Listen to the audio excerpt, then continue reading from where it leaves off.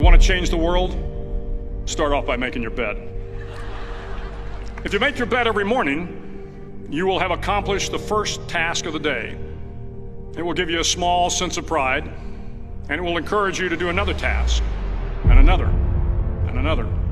And by the end of the day, that one task completed will have turned into many tasks completed. Making your bed will also reinforce the fact that the little things in life matter. If you can't do the little things right, you'll never be able to do the big things right. And if by chance you have a miserable day, you will come home to a bed that is made, that you made. And a made bed gives you encouragement that tomorrow will be better. To pass SEAL training, there are a series of long swims that must be completed. One is the night swim. Before the swim, the instructors joyfully brief the students on all the species of sharks that inhabit the waters off San Clemente. They assure you, however, that no student has ever been eaten by a shark, at least not that they can remember. But you are also taught that if a shark begins to circle your position, stand your ground. Do not swim away. Do not act afraid. And if the shark, hungry for a midnight snack, darts towards you, then summons up all your strength and punch him in the snout, and he will turn and swim away. There are a lot of sharks in the world. If you hope to complete the swim, you will have to deal with them. So if you want to change the world, don't back down from the sharks.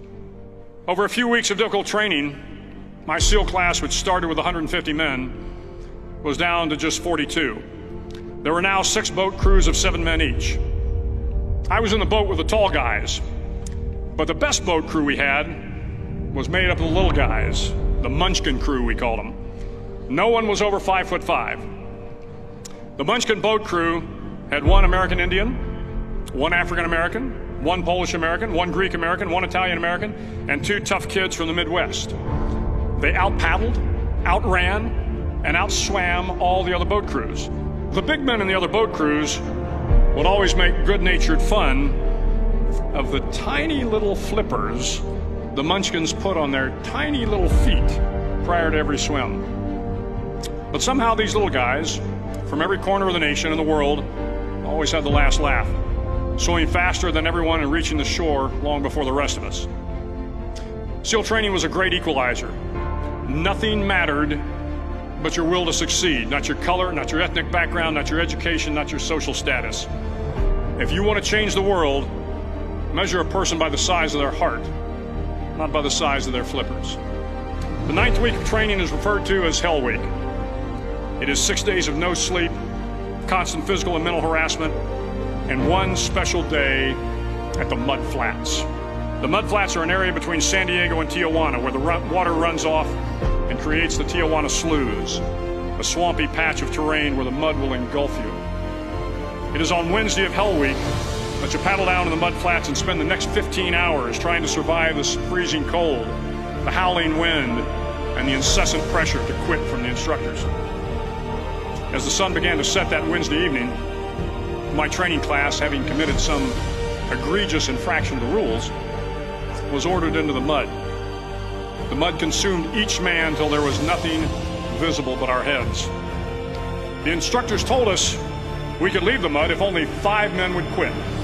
Only 5 men, just 5 men, and we could get out of the oppressive cold. Looking around the mud flat, it was apparent that some students were about to give up. It was still over 8 hours till the sun came up. 8 more hours of bone-chilling cold.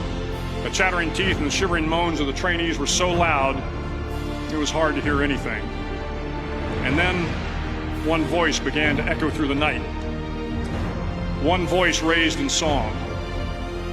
The song was terribly out of tune, but sung with great enthusiasm. One voice became 2, and 2 became 3, and before long, everyone in the class was singing. The instructors threatened us with more time in the mud if we kept up the singing, but the singing persisted, and somehow the mud seemed a little warmer, and the wind a little tamer, and the dawn not so far away. If I have learned anything in my time traveling the world, it is the power of hope, the power of one person, a Washington, a Lincoln, King, Mandela, and even a young girl from Pakistan, Malala. One person can change the world by giving people hope. So if you want to change the world, start each day with a task completed. Find someone to help you through life. Respect everyone. Know that life is not fair and that you will fail often. But if you take some risks, step up when the times are the toughest, face down the bullies, lift up the downtrodden, and never ever give up. If you do these things, the next generation and the generations that follow will live in a world far better than the one we have today.